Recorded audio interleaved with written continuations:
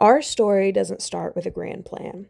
It starts with two stubborn Dutch kids who had already lived through too much. My grandparents, Abraham and Cornelia de Kok, came to America in 1955 after the world had been shaken by World War II and the Great Depression. They didn't arrive with wealth. They arrived with hope, a suitcase, and about $50.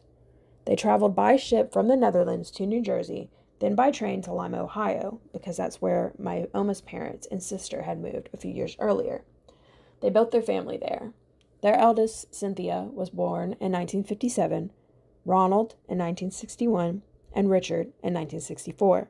My Opa was a mechanic by trade. He had served in the Royal Netherlands Army, which meant he was trained to fix what broke, and in those days, a lot was broken.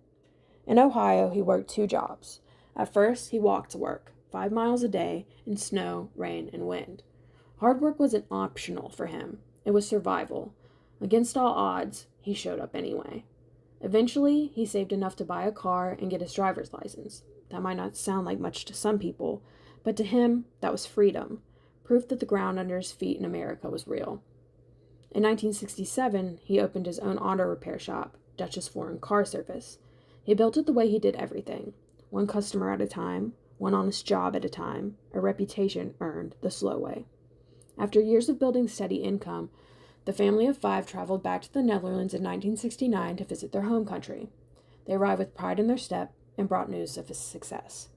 That joy was short-lived, however. Only 2 years later, in 1971, my Oma died unexpectedly. That loss changed everything. People don't always know what to do with grief, especially men who are raised to keep moving. My Opa wasn't just losing a wife. He was losing his best friend, his partner, and the mother of his 3 children, the person that made all the hard work mean something. To take care of the kids, he sold the business and started working from home. That's where my father, Ron, began learning the trade. When he was old enough to choose his own path, he joined the U.S. Navy in 1980 as a diesel mechanic. He learned fast and worked hard, rising to the rank of Petty Officer Second Class. The Navy taught him how to stay steady under pressure, how to solve problems without drama, and how to finish what you start.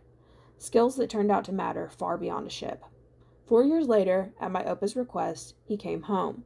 By then, my Opa had remarried. A new chapter started with his wife and 2 new daughters.